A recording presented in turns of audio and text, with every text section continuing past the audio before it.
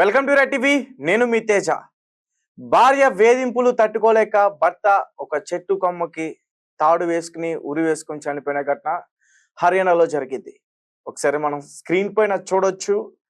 అతను చనిపోయే ముందు కూడా ఒక వీడియో తీసుకుని అతని బాధను చెప్పుకునేందుకు ప్రయత్నించాడు. ముఖ్యంగా అతను చెప్పిన దాంట్లో ఒక విషయం అయితే నేను స్పష్టంగా చెప్పే ప్రయత్నం చేస్తా. మగవారికి సరైన చట్టాలు లేవు, వారికి చట్టాలు తీసుకురావాలి. మగవారికి సరైన చట్టాలు లేనందువల్ల చాలా మంది అమాయకులు బలైపోతున్నారు. నిజానికి ఈ రోజుల్లో చూస్తున్నాం, మనం కొన్ని నెలలుగా కొన్ని సంవత్సరాలుగా చూస్తున్నాం. భర్తలను హింసించి హింసించి అతి దారుణంగా చంపేస్తున్నారు. ఒకరేమో పాము కాటేపిస్తారు, మరొకరేమో చంపేసి ఒక డ్రమ్ములో సిమెంట్ చేసి మొత్తం కూడా ఎవరికి తెలియకుండా క్లూస్ ఏమి దొరకకుండా చేసేందుకు ప్రయత్నిస్తారు. మరికొందరేమో ఏదన్నా హనీమూన్ అని చెప్పి ఒక సుఫారీ గ్యాంగ్ కి డబ్బులు ఇచ్చి అక్కడ ఏదైనా లోయ ఉంటే అందులోకి తోసేస్తారు, వాళ్ళ బాడీ కూడా దొరకకుండా ఉండడానికి. లేదంటే పెట్రోల్ పోసి తగలబెట్టారు. ఇలాంటివి చెప్పుకుంటూ పోతే చాలానే ఉన్నాయి. రీసెంట్ గా ఈ రోజు కూడా మన హైదరాబాద్ లో కూడా ఇటువంటి ఘటనలన్నీ కూడా జరుగుతూ ఉన్నాయి. అయితే ఈ హర్యానాలో జరిగిన ఈ ఘటన చూస్తుంటే నిజానికి ఎవ్వరికి కూడా పెళ్లి చేసుకోవాలనిపించదు అటువంటి ఘటన ఇది. అతని వీడియోలో మాట్లాడుతూ ఆ భార్య ఒక పోలీస్ ఆఫీసర్ తో అఫైర్ పెట్టుకుంది. ప్రియుడి పేరు దీపక్, అతను ఒక పోలీస్ ఆఫీసర్. వాళ్ళిద్దరూ కూడా హోటల్ రూమ్ లో ఎంజాయ్ చేస్తున్న వీడియో అతనికి పంపించి డబ్బులు డిమాండ్ చేశారు.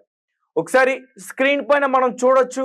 ఆ హోటల్ రూమ్ లో ఆ భార్య ఆ దుస్తులు కావచ్చు, అతనితో ఎంజాయ్ చేస్తున్న కావచ్చు, బహుశా ఇద్దరు కూడా పీకల్లో దాకా పూర్తిగా మద్యం సేవించుంటారు.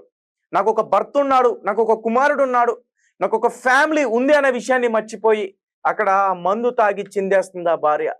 ఆ వీడియో అతనికి పంపించడంతో ఆ వీడియోని అతను చూసి తట్టుకోలేక ఇంతకుముందు జరిగిన విషయాలన్నీ కూడా ఆ వీడియోలో అతను చెప్పడం జరిగింది. అని మరీ ముఖ్యంగా వాళ్ళిద్దరూ కూడా ఇంతకుముందు ఈ వ్యక్తిని బ్లాక్మెయిల్ చేశారు. మీ నాన్నగారిని చంపేస్తే ఆస్తి వస్తుంది, ఆ ఆస్తి మా ఇద్దరికి ఇచ్చేసే, నిన్ను వదిలేస్తా ఉంటూ కూడా భయపెట్టి బ్లాక్మెయిల్ చేశారు. నిజానికి అతను పోలీస్ ఆఫీసర్ కావడంతో మరింత ఇతన్ని ఇబ్బంది పెట్టే ప్రయత్నం చేశారు. అవసరమైతే నిన్ను చంపేస్తే నీ కోసం అడిగే వాళ్ళు ఎవరు కూడా లేరంటూ కూడా అతన్ని బెదిరించాడు. పాపం అతను భయపడ్డాడు. నేను చనిపోతే నా ఫ్యామిలీకి దిక్కెవరు, నా తల్లిదండ్రులకి దిక్కెవరు, నా కుమారుడికి దిక్కెవరు అనే భయంతో అతని విషయాన్ని ఎవరికి కూడా చెప్పుకోలేకపోయాడు. అయితే ఒక లాయర్ కూడా తను ఏదైతే అనుభవిస్తున్నాడో ఆ బాధను కూడా చెప్పేందుకు ప్రయత్నించాడు. కానీ ఆ లాయర్ ఏం చెప్పాడో తెలుసా? చట్టాలు తెలిసిన లాయర్ అతనికి ఏం చెప్పాడో తెలుసా? ఆ అమ్మాయి ఒక్కసారి వేడిస్తే చట్టం తన వైపే ఉంటుంది, నీకే ఇబ్బంది ఎదురవుతుందని అతనికి చెప్పడం జరిగింది. పాపం కనీసం అతను ఇంకా వేరే వాళ్ళని సంప్రదించున్నా కనీసం ఈ రోజు అతను ప్రాణాలతో మిగిలేవాడు. కానీ అతను ప్రాణాలతో లేడు. ఇంతకుముందు నీ తండ్రిని చంపేస్తే ఆ ఆస్తి వస్తుంది, ఆ ఆస్తిని పంచుకుందాం అంటూ అతనికి బ్లాక్మెయిల్ చేశారు. పాపం అతను ఏడుస్తూ చెప్తున్నాడు, నా సొంత తండ్రిని, నా చిన్నప్పటి నుంచి నన్ను కని పెంచి నన్ను చూసిన నా తండ్రిని చంపేయమన్నారు వాళ్ళు, నాకు చేతులు ఎలా వస్తాయంటూ కూడా బాధపడుతూ ఏడుస్తూ కూడా అతను ఈ వీడియోలో జరిగిన సిచ్యువేషన్ అంతా కూడా చెప్పడం జరిగింది. మరీ ముఖ్యంగా తనకున్న బంగారు బ్రాస్లెట్ అమ్మి కూడా ఆ వేధింపులకి తట్టుకోలేక 3.5 లక్షల వరకు కూడా వాళ్ళిద్దరికి ఇచ్చాడు. ఆ భార్యకి సంబంధించిన ప్రియుడికి. దాని తర్వాత మళ్ళీ వేధింపులు, ఇలా హోటల్ రూమ్స్ కి వెళ్ళి ఇంకొక 1.5 లక్షలు కావాలంటూ కూడా వేధింపులు. చివరికి చేసేది లేక, ఇతరులకి ఈ విషయాన్ని చెప్పుకోలేక, ఎవరికి ఈ విషయాన్ని చెప్పుకొని బాధపడలేక, అంటే ఇలాంటి విషయాలు నలుగురికి చెప్పుకుంటే సమాజం మనల్ని చిన్న చూపుగా చూస్తుంది అనే ఒక సిగ్గుతో అతను ఈ రోజు ఆత్మహత్య చేసుకుని పాల్పడ్డాడు. అతను చనిపోయాడు. అతని కుమారుడిని కూడా వాళ్ళ మదర్ దగ్గరే ఉండాలి, నా తల్లిదండ్రుల దగ్గరే ఉండాలంటూ కూడా ఈ వీడియోలో అతను చెప్పడం జరిగింది. దయచేసి ఈ రాక్షసుడి దగ్గర నా కుమారుడు పెరగొద్దు, ఇలాంటి ఘటన ఎవరికి జరగొద్దు అంటూ కూడా ఆ వీడియోలో అతను ఏడుస్తూ చింతిస్తూ కూడా ఆ వీడియో చేసి ఆ జరిగిన విషయాన్ని మొత్తం కూడా వెల్లడించే ప్రయత్నం చేశాడు. రోజు రోజుకి ఇలాంటి ఘటనలు ఎక్కువైపోతున్నాయి. అసలు ఈమెను ఏం చేయాలంటారు? ఈ భార్య దివ్య, దీపక్, వీళ్ళిద్దరిని ఏం చేయాలంటారు? ఇలాంటి దివ్యని ఏం చేయాలంటారు?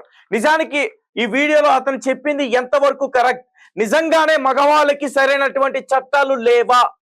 సరైనటువంటి చట్టాలు తీసుకురావాలా? మీరేమంటారనే విషయాన్ని ఖచ్చితంగా నాకు కామెంట్ రూపంలో తెలియపరచండి.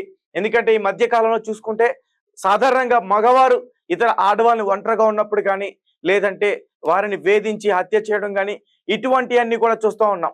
అంటే మాక్సిమం ఇటువంటి ఘటనలన్నీ కూడా మైనర్స్ ఎక్కువగా చేస్తూ ఉంటారు. ముఖ్యంగా పెళ్లి కాకుండా ఉన్న అలాంటి వారిపై ఇట్లాంటి ఘటనలన్నీ కూడా చూస్తున్నాం.